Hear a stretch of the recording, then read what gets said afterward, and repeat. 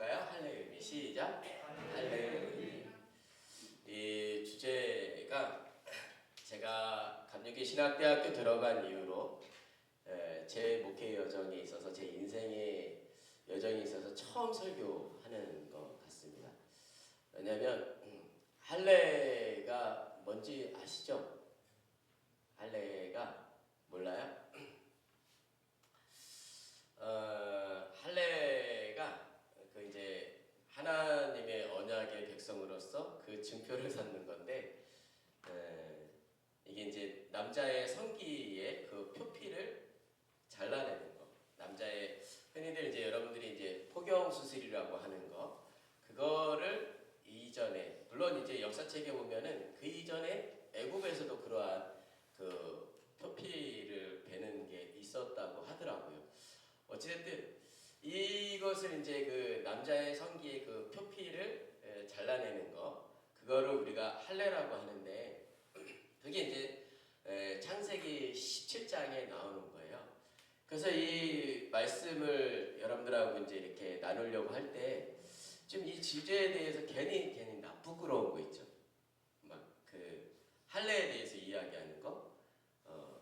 아니 이 거룩한 성전에서 이 거룩한 예배드리는 자리에서 뭐 포경수술에 대해서 이야기하는 것도 아니고 남자의 표피를 벗기는 거에 대해서 이야기하는 게 그래서 그렇게 얘기하고 싶었어요. 그 다음 장에 넘어가면서 그 다음 주제를 얘기하면서 하나님은 우리와 언약 관계로서 하나님은 우리와 언약의 표징으로서 할례도 있었잖아요. 할례를 행했잖아요. 이렇게 넘어가려고 했거든요. 그런데 그냥 또 넘어가면 안 되겠다라는 마음을 이렇게 갖게 됐습니다. 그 의미를 되짚어 봐야 되겠다. 할례의 의미가 무엇인가? 여러분, 할례가 뭐라고? 좀 전에 얘기했잖아.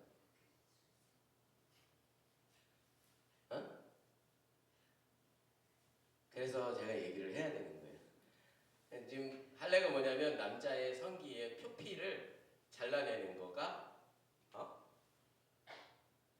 뭐라고 크게 얘기하면 그 표피를 잘라내는 건데 그거에 대해서 우리가 알고 의미를 되새기는 모습이 우리에게 필요한 거죠. 알아야 되겠습니다. 못 들어서 무지한 그리스도인보단 낫잖아요. 만약에 이제 예람이가 지금 이야기를 잠깐 나눴지만 아니면 예준이가 어찌됐든 지금 교회를 다니잖아요. 이제. 근데 친구들이랑 어디 놀러 가다가 예준이가 정말 친하고 싶은 친구가 예수님을 믿어. 근데 예수님 믿는 그 친구가 야 예준아 할례에 대해서 막 이렇게 나눴잖아. 그러면은 할례에 대해서 성경에 나오잖아. 그러니까 예준이가 어디 가서 할례가 뭐냐? 그러면 이제 야 너 교회 안 다니냐? 그러면 이제 예준이도 욕을 얻어먹지만 나는 또 더 욕을 얻어먹는 거예요. 거기서 말씀을 전하는 구인성 목사는 욕을 더 얻어먹는 거지. 그래서 할례의 의미에 대해서 나누는 것이 좋겠다라고 생각을 했습니다. 따라해보세요. 할례의 의미. 할례는요 브리트 밀라라고 하는 히브리어에서 나오는데 브리트 밀라, 브리트가 계약, 언약이라는 뜻이 있습니다. 그리고 밀라가 할례라는 뜻이 있어요. 그래서 정확한 할례를 정확하게 표현하면 언약의 할례 혹은 계약의 할례 그렇게 우리가 말을 할 수 있는 건데요. 아까 말씀드렸다시피 남자의 성기의 표피를 베어내는 것. 그래서 오늘 창세기 17장에 10절에서 11절 말씀에 보면은 할례를 행하라 나와 너의 사이의 언약의 표징이니라 라고 이렇게 이야기하고 있습니다. 할례의 의미를 여러분들에게 전하기 위해서 할례가 나오는 성경 구절을 쭉 찾아봤는데 일단 여기부터 왜 17장에 지금 할례에 대해서 나왔을까? 아브라함의 고향이 어디죠 여러분? 갈대아 우르예요. 우상신이 있었던 그 갈대아 우르, 바벨론이라고도 이야기할 수 있는 그 갈대아 우르에서 아브라함이 떠났어요. 갈대아 우르에서 아버지하고 떠났어요. 그래서 여기 이제 하란이라는 곳에 가서 이제 정착을 조금 하면서 이제 거기서 살고 있었는데 갑자기 아버지가 돌아가셨어. 그 아버지 데라가 돌아가시고 아브라함이 거기 하란에서 이제 이렇게 좀 방황하고 있을 때 하나님께서 75세에 아브라함에게 말씀하시죠. 너희 본토 친척 아비 집을 때가 떠나서 내가 내게 지시할 땅으로 가라라고 말씀하셔요. 하나님의 말씀은 아브라함이 분명히 들었어요. 하나님이 말씀하신 그 확신의 말씀을 듣고 아브라함은 잘 돼야 되는데 지난주에 말씀드린 것처럼 뭔가 잘 되는 게 아니라 갑자기 기근이 와가지고 애굽으로 남의 나라에 가서 얻어먹어야 되는 상황이 된 거죠. 애굽으로 내려가서 평탄하게 산 것도 아니에요, 여러분. 애굽에 내려가서 그의 아내가 좀 아름다웠는가 보죠. 아내 사례가 너무 아름다우니까 바로가 그 아내를 취하려고 했잖아요. 그런데 취하려고 하는 그것을 예상하고 아브라함이 그랬지. 자기 아내 사례에게 여보, 당신이 내 누이라고 해. 이런 거 보면 아브라함도 처음부터 완벽한 사람은 아니었던 것 같아요. 자기 목숨을 좀 살리려고 자기 아내를 누이라고 얘기하면서 바로 왕 앞에 그렇게 하려고 하는 모습이 있었으니까.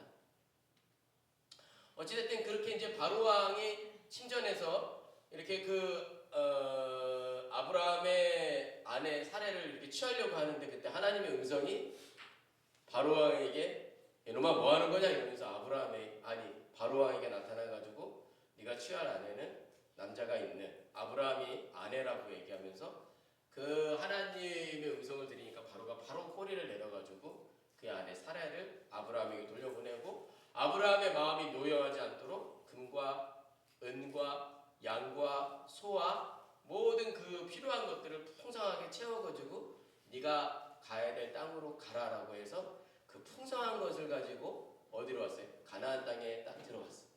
가나안 땅에 딱 들어와가지고 여전히 거기서 하나님께서 말씀하셔요. 내가 너와 함께함이라. 근데 내가 너와 함께함이라라고 말씀하시는데 늘 문제가 있는 거예요. 근데 그 전에도 문제가 있었고 현재에도 문제가 있고 앞으로도 문제가 있는 거예요. 그러니까 앞으로의 문제가 뭐냐면 롯과 헤어지게 된 거예요. 이렇게 이제 풍성한 가축이 풍성해지다 보니까는 롯의 그 노예들하고 그 아브라함의 그 목축을 담당하는 사람들하고 서로 싸우다 보니까 네가 좌하면 내가 우하고 네가 우하면 내가 좌하겠다.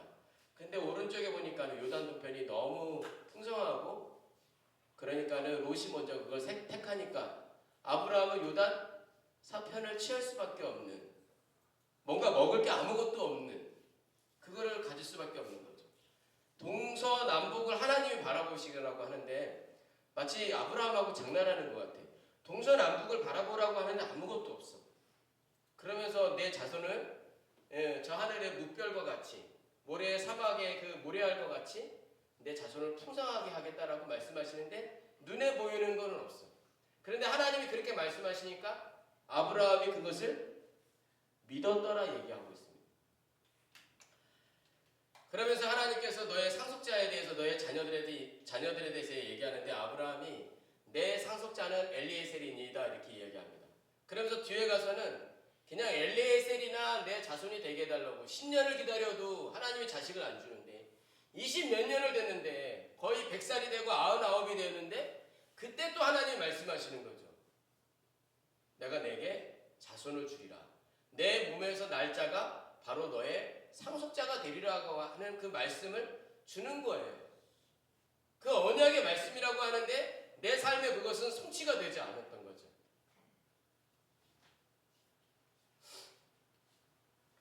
그러는 가운데 그냥 엘리에셀이나 그렇게 하기를 원하나이다라고 하면서 아브라함도 좀 이렇게 믿지도 않았고 그의 아내 사례도 좀 믿지도 않았잖아요. 뭐 핏이 무섭다고 그렇게 이야기하고 있잖아요. 그런데 그 장애에서 지금 오늘 말씀이 나오는 거예요. 할례를 행하라. 나와 너의 사이의 언약의 표징이니라. 10년을 기다렸어요. 20년을 넘게 기다렸어요. 근데 언약이라고 말씀하시는 그 언약을 주님께서는 우리에게 붙들라고 말씀하시는데 아브라함에게 하시는 말씀이 할례를 행하라. 그 여기서 할례를 행하라는 할례의 의미는 무엇이냐면 여러분 하나님을 향한 신뢰와 믿음을 따라볼까요? 끝까지 하나님을 향한 신뢰와 믿음의 증표를 가지라는 거예요.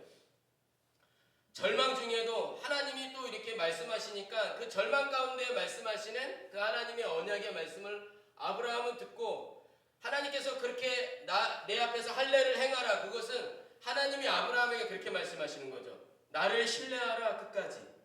흔들리지 말고 나를 붙들어라 끝까지. 끝까지 나를 붙잡고 가라. 결국은 내가 이룰 테니까. 그 지난주에 그런 말씀을 했잖아요. 7일 동안 기다리라 했는데 사울이 기다리지 못하고 제사를 올려드렸다 했잖아요. 그 끝까지 사무엘이 왔을 때까지 하나님의 역사하실 때까지 우리는 그 언약을 붙들라고 하나님께서 말씀하시는 그 의미로서 할례를 행하는, 갑자기 할례를 행하라는 게 생뚱맞은 것 같지만 그 할례를 행하라는 그 의미가 무엇이냐면 하나님을 신뢰하고 주님을 향한 그 믿음의 증표를 끝까지 지키라는 거죠. 그래서 여기에서 말하는 첫 번째 할례의 의미는 그분을 향한 믿음과 그분을 향한 신뢰를 지키는 마음으로 그 표피를 자르라는, 할례를 행하라는 말씀입니다. 할례를 언제 행하는 줄 아세요, 여러분? 할례를 언제 행하는 줄 아세요? 네, 지금 최대 사모가 말씀해 주셨는데요. 할례는요 8일쯤에 그래서 창세기 21장 4절 말씀에 그 아들 이삭이 난 지 8일 만에 그가 하나님의 명령하신 대로 할례를 행하였더라. 레위기 12장 3절 말씀에 제 8일에는 그 아이의 양피를 베을 것이요. 세례요한이 태어났어요.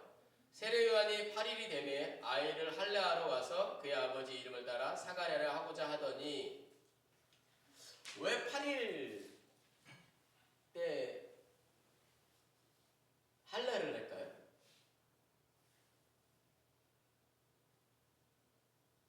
모르죠. 저도 몰라요.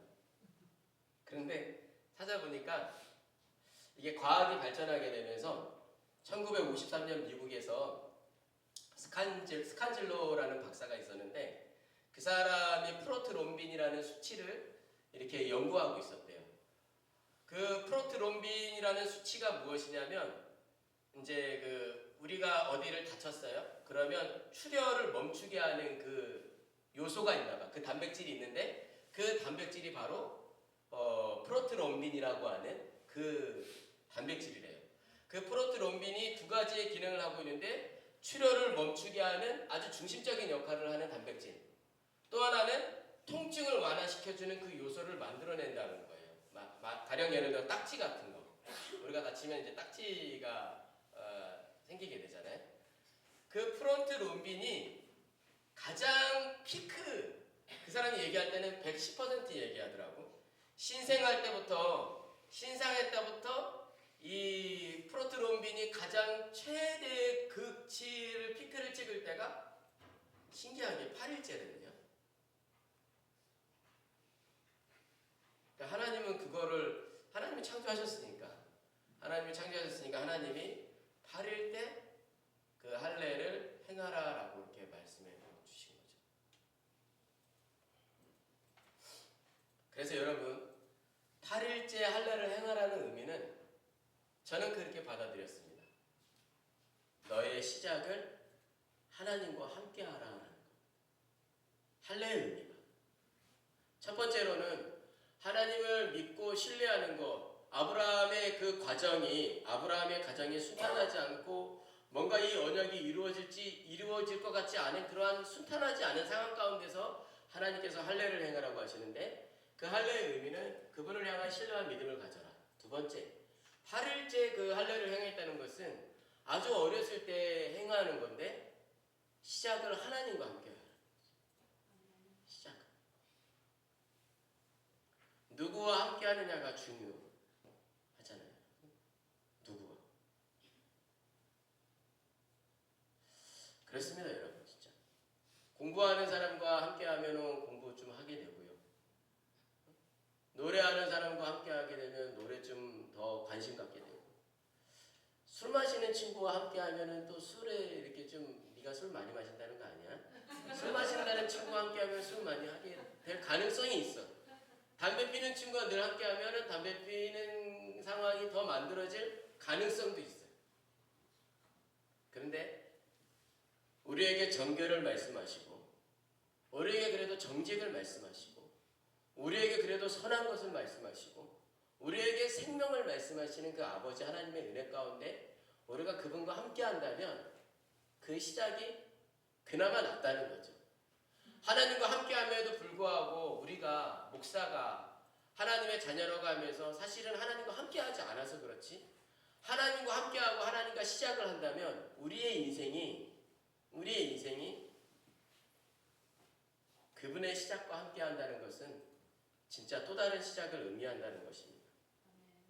나의 인생의 시작부터 하나님과 함께하라는 의미에서 할례를 행하라라고 말씀하신 거라는 거죠.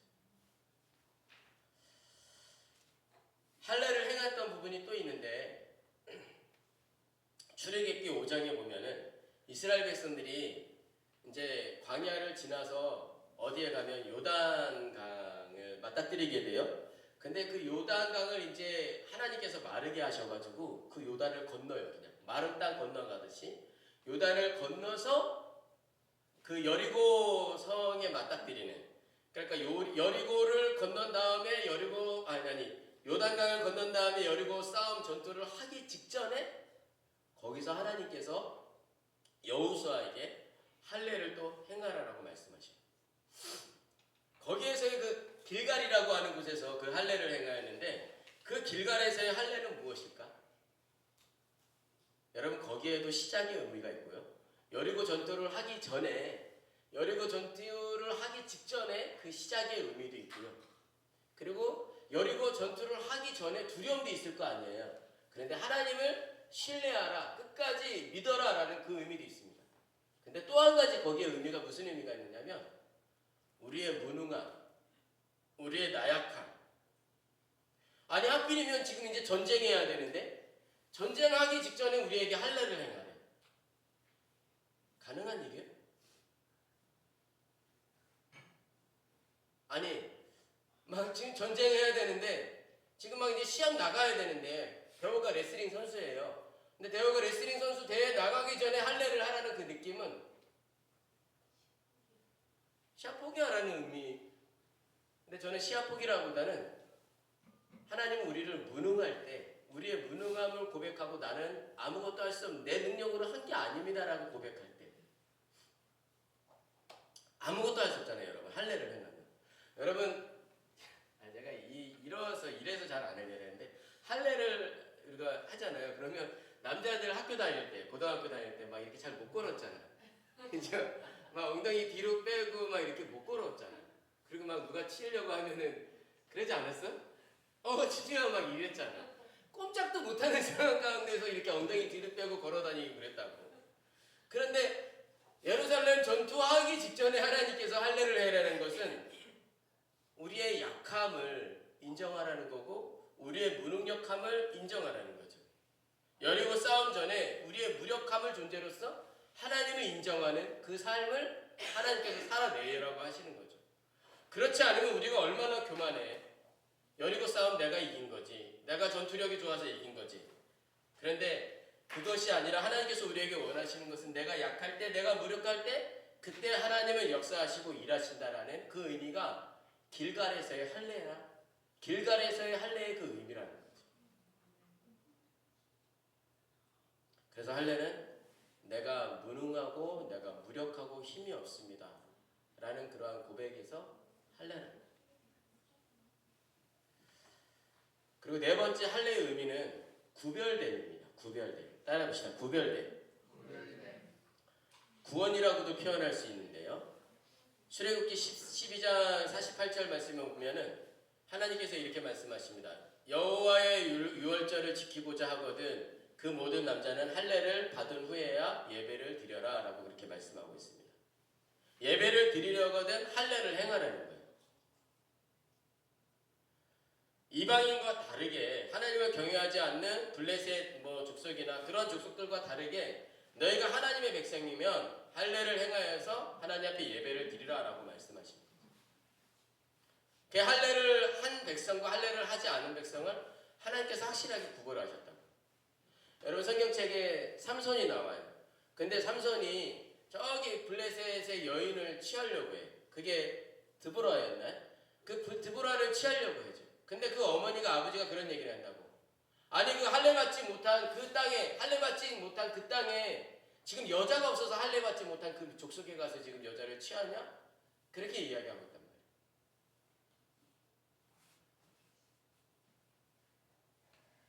이스라엘 백성과 블레셋 진영이 싸움을 막 해요. 근데 이 블레셋 진영에서 누가 나오게 돼요? 골리앗이 나오게 돼요. 그 골리앗이 나와서 막 하나님을 비방해. 하나님을 비방하면서 이스라엘 족속들을 막 뭐라 그럴까요? 막 이스라엘 백성들을 막 뭐라 표현해. 이스라엘 백성들을 막 그렇게 비꼬면서 막 놀려요. 그때 누가 나오게 돼요? 다윗이라는 소년이 나와서 이 할례 받지 아니한 그 블레셋 사람이 누구이기에 살아계신 하나님의 군대를 모욕하느냐 라고 다윗이 그렇게 이야기를 합니다. 이사야서 52장 1절 말씀에 시온이여 깰지어다 내 힘을 낼지어다 거룩한 성 예루살렘이여 내 아름다운 옷을 입을지어다. 이제부터는 할례 받지 아니한 자와 부정한 자가 다시는 들어옴이 없을 것이다. 하나님의 성전에 이제부터는 할례를 받지 아니한 자가 부정한 자가 들어옴이 없을 것이다 라고 그렇게 말씀하고 있습니다. 뭔가 이렇게 구별됨을 이야기하는 거죠. 할례를 받은 사람과 할례를 받지 않은 사람들. 그 구별의 의미가 있는 겁니다. 좀 이따 말씀드리려고 했는데 사실은 이게 세례와도 같아요. 세례와도 같아요. 나시린과도 같아요.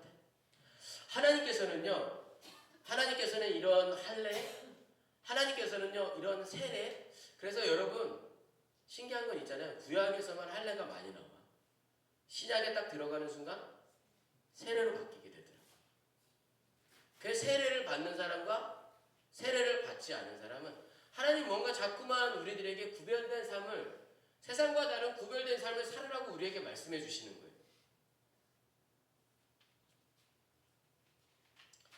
여러분 출애굽기 4장 읽어보시면 되게 답답해요. 출애굽기 4장 읽어보면, 그래서 저는 출애굽기 4장을 그 이름을 붙였어요. 답답한 장, 인내의 장, 답답한 장.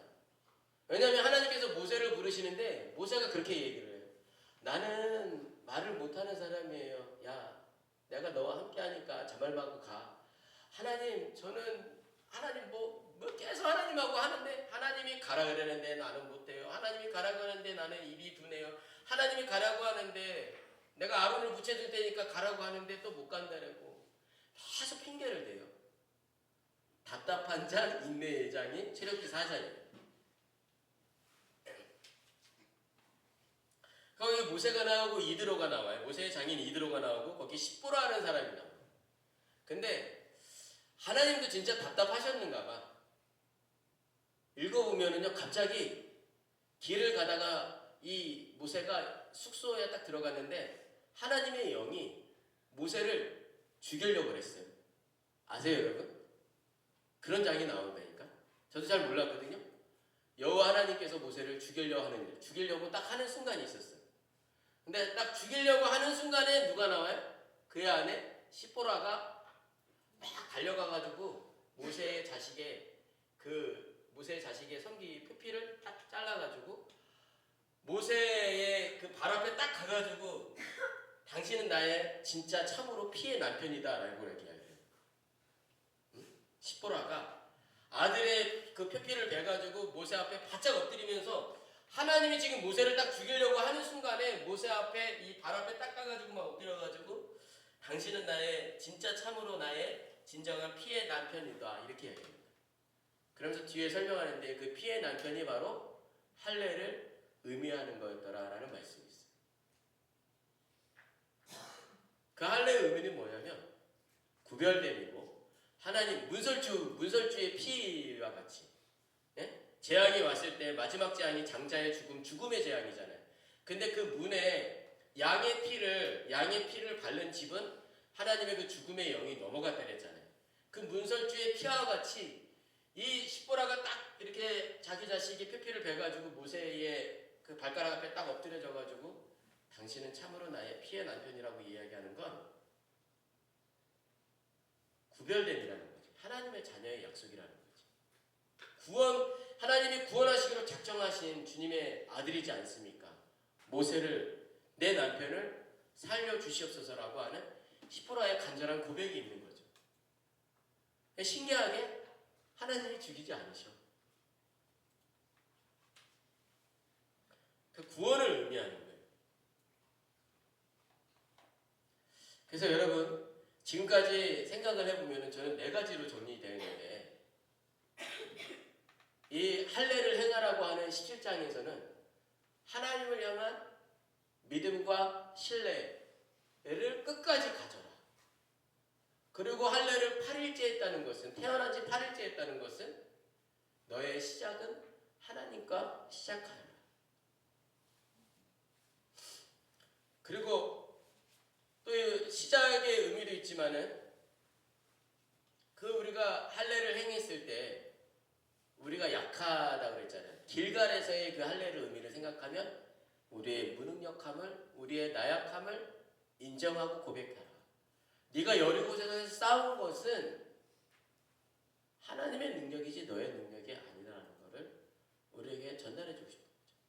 마지막으로 구별된 구원의 의미가 이 할례의 의미가 있다는 거죠. 근데 이제 뒤에서부터 또 반전의 모습이 나와요. 어떤 반전이냐면 쉽게 얘기하면 할례가 의미가 없다라고 얘기해요. 할례가 의미가 없다는 거예요. 형식적인 할례가 의미가 없다는 거예요. 하나님께서 우리에게 말씀하신 할례를 우리가 또 다 마음 8일 만에 지키는 것도 아니고요. 뭐 TV 같은 거 보다 보면은 막 한 6, 7살인데 막 할례를 하잖아요. 그리고 성경에서는 여자아이에 대한 할례가 없는 것 같거든. 근데 여자들에 대한 할례를 막 이슬람권에서 또 막 하잖아요. 그거는 좀 자기네 나름대로의 방법대로 막 이렇게 행하는 것 같죠. 할례의 의미가 보통 뭐 그들 가운데는 자기네가 의미를 정했어요. 첫 번째 청결. 왜 그게 위생적인지 모르겠는데 어찌됐든 위생이 첫 번째래요. 두 번째, 자기네 민족의 자기네 그 조직 안에 들어온다는 의미. 세 번째, 후손을 많이 낳게 한다는 뭐 후손의 의미. 그런 의미에서 이제 그렇게 한다고 하는데, 근데 어찌됐든 성경을 점점 가면서 할례가 의미가 없다라고 그렇게 거의 결론이 나요. 제가 읽어드릴게요. 신명기 10장 16절 말씀에 너희는 마음의 할례를 행하고 다시는 목을 곧게 하지 말라. 그러니까 이 육신의 할례를 했다고 해서 너무 교만한 거야. 교회 다닌다고 해서 너무 교만한 거야. 11조 행은당하고 해서 너무 교만한 거야. 목사라고 해서 너무 교만한 거야. 장로라고 해서 너무 교만한 거야. 대형교회 목사라고 해서 너무 교만한 거야. 자기가 새벽 기도한다고 해서 너무 교만한 거야. 말씀을 10번, 20번, 30번 읽었다고 해서 너무 교만한 거야. 그러한 것들이 의미가 없으니까 하나님께서 그렇게 말씀하시는 거예요. 너희는 마음의 할례를 행하라. 그러니까 마음의 예배를 드리라는 거지. 몸만 여기에 와서 예배하는 거, 예솔. 몸만 여기 와서 예배 드리는 게 아니라 계속 뭐라고, 예솔 앞에 보세요. 예솔이. 마음의 할례를 행하고 다시는 목을 곧게 하지 말라. 신명기 30장 6절 말씀이 여호와께서 할례를 베푸사 이런 단어가 나요. 마음과 뜻을 다하여 내 하나님을 사랑하사. 그러니까 여러분 다시 한번 우리가 강조할 수밖에 없는데 주일날 예배 드리는 거가 의미는 있겠지만 진짜 마음이 없는 예배라면은 이 예배가 의미가 없을 수도 있어요. 괜찮아. 거기 가서 막 장난하고 그러는 것보다는 예배를 드려요. 마음의 예배. 사도행전 15장에서 그래서 AD 51년에 초대교회 사람들이 모였어요. 예루살렘 공회에 모여서 그때 논쟁이 벌어졌어. 할례가 의미가 있느냐. 근데 그때 베드로와 바울이 그런 얘기를 해요. 구원은 할례에 있지 아니하고 예수님의 은혜로 구원은 이루어지는 거다. 그래서 로마서에서 그냥 결론을 또 내. 사실 뒤에서 결론을 자꾸만 내시긴 하시는데 그게 우리가 받아들여지지 않으니까 뒤에서 자꾸만 말씀이 나오는 것 같아요. 로마서에서 그렇게 말씀해요. 아예 마음의 할례를 하라. 이제 그것이 믿음의 언약의 근거다. 아브라함은 할례를 함으로 구원받은 게 아니라 그 아브라함의 할례는 믿음이 그 언약의 근거다라고 정리를 합니다. 예레미야 서시자가 또 그렇게 얘기해요. 예루살렘 주민들아 너희는 스스로 할례를 행하여 따라해볼까요? 너희 마음의 가죽을 베고 나 여호와께 속하라 그렇게 말씀하고 계십니다. 예레미야 9장 25절 여호와의 말씀이니라 보라 날이 이르면 할례를 받은 자와 어떻게 이런 말씀까지 하시지? 여호와의 말씀이니라 보라 날이 이르면 할례를 받은 자와 할례를 받지 못한 자를 내가 다 벌하리니 할례를 행한 자도 벌하고 할례를 행하지 않은 자도 벌하고 하나님 앞에 진짜 할례가 의미가 없다는 마음의 할례를 행하지 않는 자 그런 말씀이 계속 나오거든요. 예레미야 9장 26절 예레미야 44장 7절 말씀 예레미야 44장 9절 말씀 마지막에 이런 얘기를 해요. 그리스도 안에서는 따라해봅시다. 갈라디아서 5장 3절 말씀 사도 바울이 이야기하는데 그리스도 안에서는 따라해봅시다. 그리스도 안에서는 할례나 무할례나 효력이 없으되 사랑으로서 역사하는 믿음뿐이니라. 이게 마지막 할례에 대한 결론이에요. 그러면 할례가 아까 제가 나실인 것 같은 거라 그랬어요. 형식적인 나실인 의미가 있습니까? 아까 할례가 세례와 같다라고 말씀했어요. 신약에 넘어가서.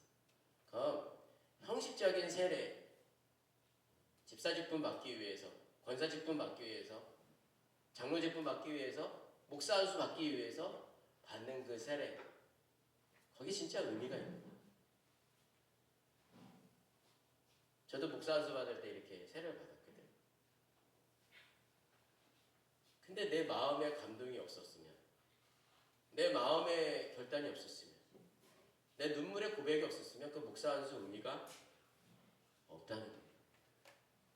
저와 여러분이 이렇게 시간을 내서 정성을 들여서 또 예물을 들여서 하나님의 교회 공동체를 이루기 위하여 우리가 헌신하고 있는데 이게 만약에 마음이 없는 모임이고 마음이 없는 예배고 마음이 없는 찬양이고 마음이 없는 섬김이라면 하나님은 그 모든 것들을 아까 얘기한 대로 할례나 무할례나 효력이 없다는 것처럼 우리의 예배도 그분께 상달되지 아니하는 그분의 생명책에 기록되지 아니하는 헛된 행위가 될 수 있다는 거죠. 마음의 예배, 믿음의 예배, 그 예배를 드리면 우리가 좋겠습니다. 그런 의미에서 비록 여러분 우리가 지금 여기 10명 이렇게 앉아서 예배 드리는데요. 진짜 1000명, 10,000명이 드리는 것처럼 우리가 예배를 하자는 거죠. 네? 우리가 여기 드럼베이스 드럼베이스 일렉 건반 이렇게 다 하고 있어요. 근데 우리가 여기 10명 앞에서 예배 드리는 게 아니라 1000명, 10,000명 있는 앞에서 우리가 예배를 드리자는 마음이 그리고 더 나아가서 그분 앞에 내 마음을 전심을 다해서 불평이 아니라 감사와 순종으로 기쁨으로 행복한 마음으로 우리가 예배를 진짜 전심으로 드리라는 거지. 드리자는 거지. 드리라가 아니라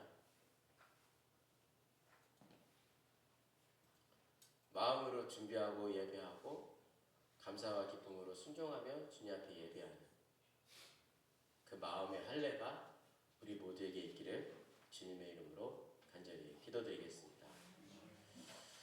네, 우리 함께 결단하면서 찬양하시겠습니다.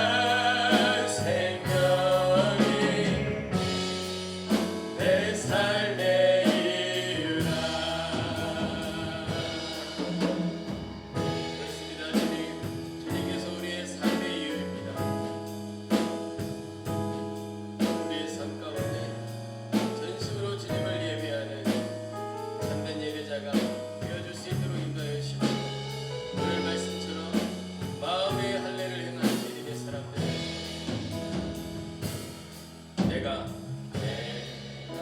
살아 죽으나 그 이름을 위하여 내 모든 것 다 드리니 나를 받은 다시 한번 찬양합니다. 내가 살아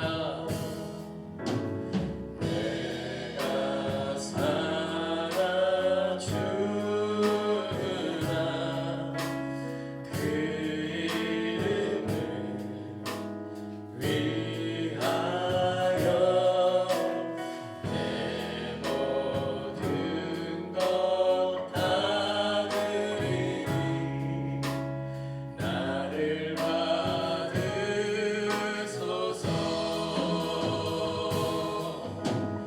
오직 주만 따라갑니다.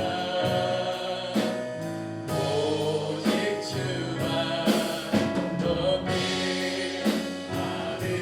받으소서.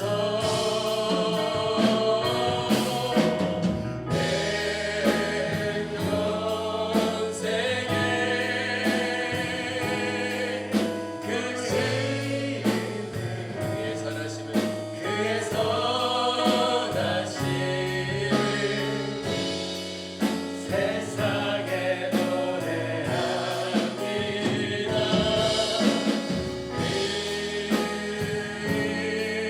이름의 그 생명력 영원한 생명이 내 삶의 내 평생에 내 평생에 그 이름의 그 선하신 세상에 노래합니다. 세상에 노래하 이름입니다.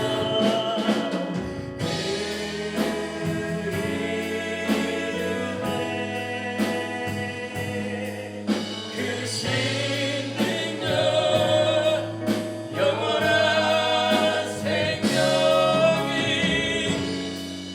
내 삶의 이유라. 그 이름에 그 신능력 영원한 생명이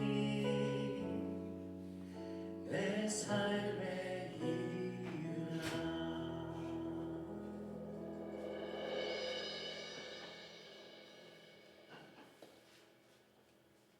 주님, 우리 예배 가운데 함께하여 주심을 감사합니다. 아버지 하나님, 우리가 주님께 예배한다는 것은 우리가 늘 삶 가운데 묵상하며 또 우리의 삶 가운데 실천할 수 있는 하나님의 거룩한 자녀들이 되게 인도하여 주시옵소서. 이제는 우리 주 예수 그리스도의 은혜와 하나님 아버지의 무한하신 사랑하심과 성령님의 역사하심 나의 시작을 주님과 함께하고 고난 중에도 여전히 그분을 향한 믿음과 신뢰의 마음을 가지고 나에게 주어진 환경의 삶 가운데 나의 나약함, 나의 부족함, 나의 어리석음을 인정하며 내가 잘못했지. 그러면서 주님 앞에 또한 회개하고 나의 삶을 주님 앞에 고백하며 하나님의 구별되심을 우리의 삶 가운데 인정하고 실천하면서 마음의 할례를 행하고자